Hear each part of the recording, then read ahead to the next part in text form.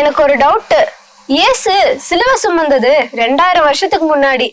அந்த சோகமான சம்பவத்தை நம்ம ஏன் திரும்ப திரும்ப நினைச்சு பாக்குறோம்? அதை நினைக்கும் போதெல்லாம் ரொம்ப பாவமா இருக்கு. பாவம் மட்டும் இல்ல, பயங்கரமாவும் இருக்கு.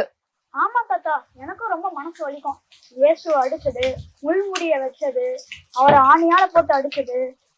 இயேசு ரொம்ப பாவம். ஆனா இதுதான் நம்ம சிலுவை பாதம் சொல்லி கோயில்ல செய்யறாங்க. அப்ப இந்த சிலுவை பாதை உலகம் முழுக்கும் எப்ப பரவணுச்சு? எருசலேம்ல தானே இது நடக்கணும், ஏன் நம்ம நாட்டுல நடக்குது? ஆமா தாத்தா, நம்ம ஊர்லயே நடக்குது.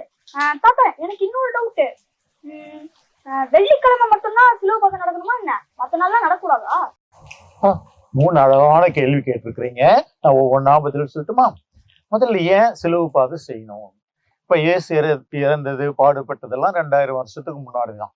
ஆனா அந்த இயேசுவோட இன்னைக்கு நம்ம இணைஞ்சு இருக்கிறோமான்னா, இயேசு செத்து அதோட போயிட்டாரா? இன்னைக்கு நம்மளோட இருக்காரா? நம்மளோடதான் தாத்தா இருக்காரு. அவர் தான் நம்முடைய கடவுள்.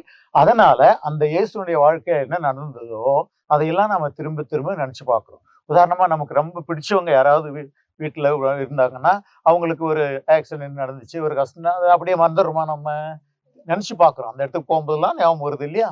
அதே போலதான் இயேசுனுக்கு நம்முடைய கடவுள், அவர் தான் நம்முடைய மீட்பர், அவர் தான் நம்முடைய நண்பர்.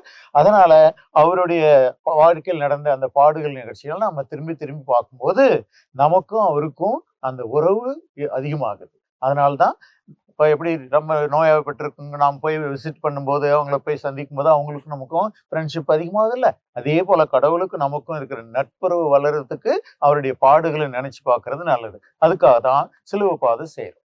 2வது, சிலுவை பாதை செய்யறது தொடக்கத்துல எருசலேம்ல மட்டும்தான் நடந்துச்சு.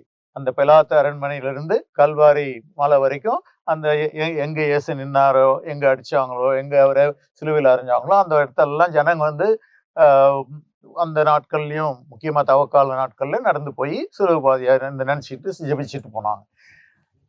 புனித பிரான்சிஸ் அசிசியார் காலத்துல, அதாவது 1700வது ஆண்டுகள்ல, அப்ப என்ன செஞ்சாங்க? எருசலேம்ல நம்ம எல்லாருமே எருசலேமுக்கு போக முடியாது, உலகத்துல இருக்கிற எல்லா மக்களும். அதனால அவங்களுடைய பங்கு கோயில்ல, அவங்களுடைய மறை மாவட்டங்கள்ல இதை செய்யலாம் அப்படின்னு சொல்லி ஒரு திருத்தந்தை நமக்கு கொடுத்து. எனவே ஏறக்குறைய 18வது நூற்றாண்டுல இருந்து இன்னைக்கு வரைக்கும் எல்லா இடங்கள்லயும் இந்த சிலுவை பாதை நடந்துட்டு வருது. அருமையா கேட்ட நீ, வெள்ளிக்கிழமை தான் இது நடத்தணுமான்னு. இயேசு பாடுபட்டது எந்த நாளு? வெள்ளிக்கிழமை. அவர் இறந்தது என்ன நாளு? வெள்ளிக்கிழமை. அவர் பாடுபட்டு இறந்தது வெள்ளிக்கிழமைன்றதுனால ஒவ்வொரு வெள்ளிக்கிழமை வரும்போதும் இயேசுனுடைய பாடுகளை நம்ம நினைக்கிறோம். அதனால சொல்ல போனா ஒவ்வொரு வெள்ளிக்கிழமையும் சிலுவை பாதை செஞ்சா நல்லது. ஆனா தவஸ்கால வெள்ளிக்கிழமையாவது நீங்க கட்டாயமா செய்யுங்க அப்படின்னு சொல்லி திருச்சபைக்கு நமக்கு சொல்றதுனால நம்ம எல்லாத்தையும் செஞ்சுட்டு இருக்கோம். வெள்ளிக்கிழமை இயேசுவின் பாடுகளை நினைக்கிற நாள்.